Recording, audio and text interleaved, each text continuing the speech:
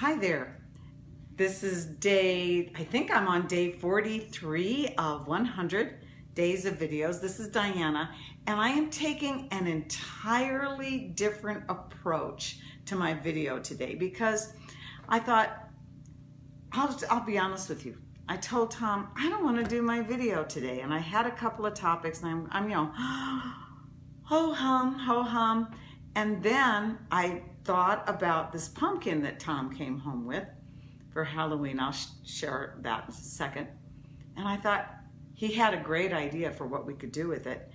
And I thought, I'm going to share that on my video. So I'm in my kitchen today talking about what can you do with your leftover pumpkin from Halloween. Now, it may be too late for you to do that this year, but this is something to just keep in mind for next year. Now, I'm not that all excited about Halloween. When I was a kid, I was, but I find Halloween's just a little, the energy and the whole thing, it's just a little bit darker than I like. I think it'd be fun to dress up and all that, even as an adult, and I have done that as an adult, but I just don't do the whole darker side of that. And so I kind of just don't do that much about Halloween. But Tom was talking, let's carve a pumpkin. And I'm going, oh, I carved a pumpkin once. It's miserable. I have some fake pumpkins and things. That's kind of fun. But I didn't even bother to get out the decorations this year. I don't know why. I guess I just wasn't in the mood. Well, Tuesday was Halloween. And on Monday, Tom comes home, or Sunday. What was it? Sunday, hon? Whatever day it was. It was like a day or two before Halloween. Tom comes home with this said pumpkin. And he says, let's carve it. And I thought, oh, you mean you're going to carve it, right, dear? Because I didn't want to carve it. Carving a pumpkin is a nuisance. It's messy and it's not that easy and it's just a nuisance.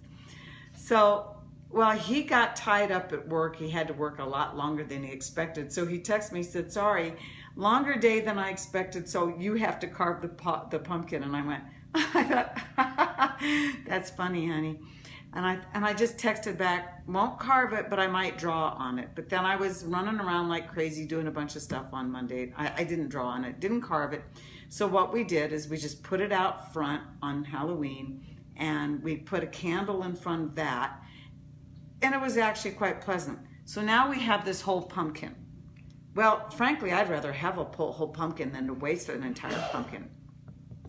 But I've also taken a whole pumpkin and baked it and scooped it out and used the meat for pumpkin pie. And as good as it is, it's not as good as I thought it would be, mainly because it's so watery. The pumpkin, hi Debbie, I see you on there. I see you saying hello. I see it. Good to see you on board here.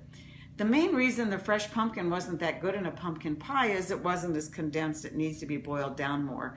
And again, this is just more of a hassle than I wanted to deal with. So Tom, who loves to watch cooking shows, in fact, Tom is a much better chef than I am in any way, shape, or form. So Tom came up with the idea. He said, well, I saw on a video once or somewhere he saw on one of these chef cooking shows that you can take a fresh pumpkin and hollow it out, not necessarily carve a face on it, but hollow it out, and then bake a custard inside the pumpkin.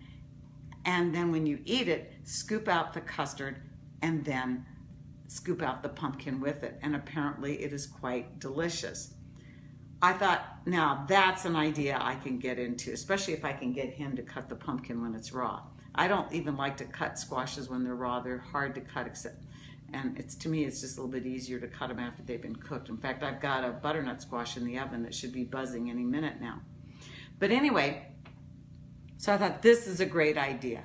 Now, the other thing is I'm trying to avoid too much sugar and all of that. And I'm trying to do, my friend Christy Nickel has a weight loss program, and I'm pretty much on maintenance. I might have to take off a pound or so, but I'm pretty much on maintenance with her program.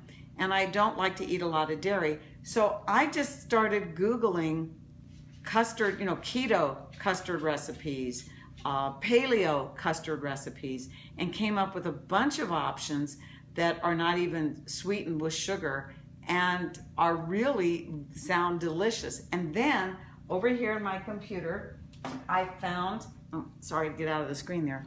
I found this wonderful website, and I wanted to keep it up.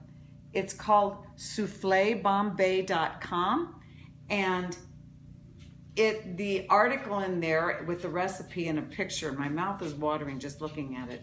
It says the original pumpkin pie, the way the Pilgrims made it. So they come up with the recipe, and I probably won't use that recipe because it calls for sugar. I'll probably use either stevia or monk fruit sweetener or something like that in order to sweeten my pumpkin. And I might even make it with coconut milk or something else. I don't know. I haven't figured that out yet. I just know that I can do it and not make it be real high sugar and real high carb. And so that's what I'm going to do. I am so excited. I thought, when I told Tom, I said, I think that's what I'll do my video about today, because prior to this, I didn't want to do my video. My heart wasn't in it. And I thought, this is fun and exciting. So I might be doing a few days, just some cooking tips and some things that are, that I've just discovered through the internet. It's just kind of awesome to start Googling different ideas for the internet. I think tomorrow I might even share what we're going to do for homemade vanilla, because vanilla is off the charts expensive these days. Even the vanilla at Costco is $35 a bottle. I'm talking real vanilla. So tomorrow I'm going to make vanilla. I may just do that on my live video tomorrow.